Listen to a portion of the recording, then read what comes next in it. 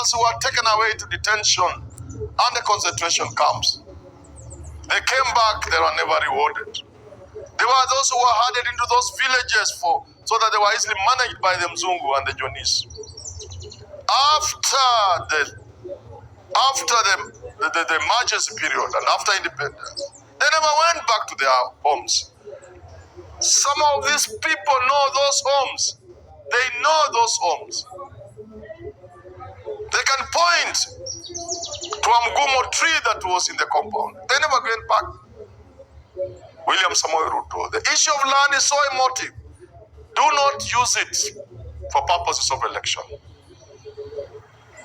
There are people who can see huge trucks of coffee in central Kenya.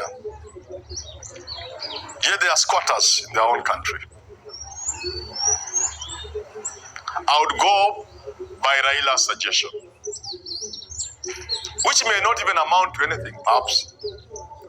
But one of suggesting will create a land ministry and be given the task of looking at the land issue at the coast. And he gives it to Ali Hassan Joho with specific instructions to look into the land issue. Raila has not given a suggestion about buying land, compensating owners. Look at what is the problem again. There's a Watito or Watetu, whatever, somebody land that was taken away from him and given to squatters at the coast. That's what Ruto cites. But wait a moment. Would William Samoei Ruto be aware that many of the people, absentee landlords who own land in this country, are not even Kenyans? Some family, let me not mention it, somewhere in Arabia there. Absentee landlords, huge tracts of land. How would you compensate people for land, perhaps, if this land was just grabbed from the Kenyan public? When we are trying to settle IDPs, internally displaced persons, who became landless, cutters of the 2002-2008 post-election violence, we saw people coming up with offers to government to buy their land so that it may be used for compensation. Upon scrutiny, some of this land, we shall not mention the names, but we know, they had grabbed the land from ADC, Agricultural Development Corporation, government land they grabbed. And now they want government to compensate them, to buy from them, so that the government may issue the same land to landless Kenyans. Yes, William Samoei Ruto, you may score a few bonga points because of the land issue, but it can lead to a second betrayal of Kenyans.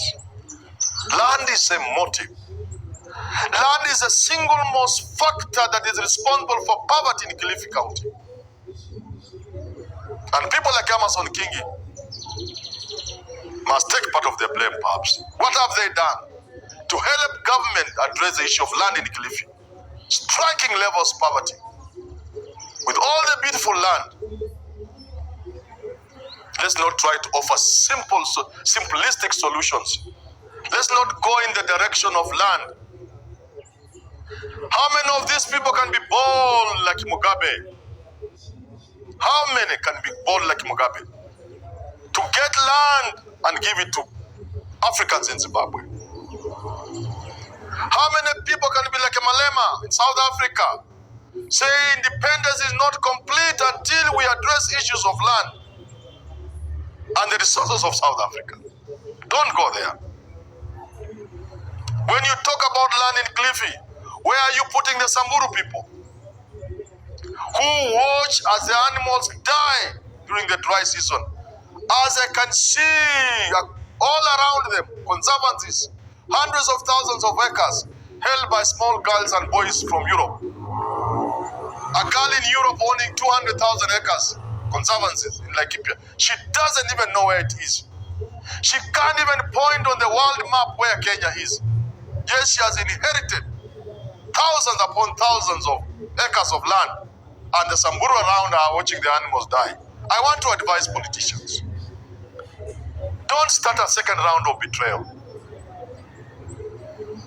I would wish Raila, Odinga and William Ruto to understand the gravity that is the land question in this country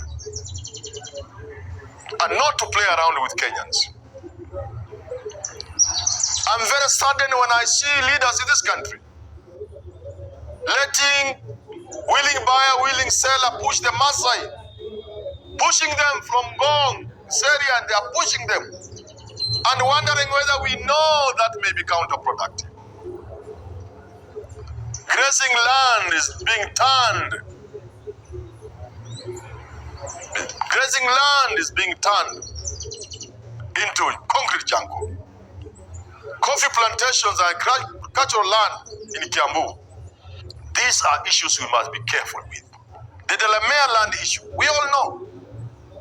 It has led to death. Challenges of Kenyans who own thousands upon thousands of acres of land, of a former provincial commission in Narok who owned 100,000 acres of land, creating a crisis because he fenced the land, making it impossible for the Maasai people to cross with their animals to get water, as they had done traditionally for years.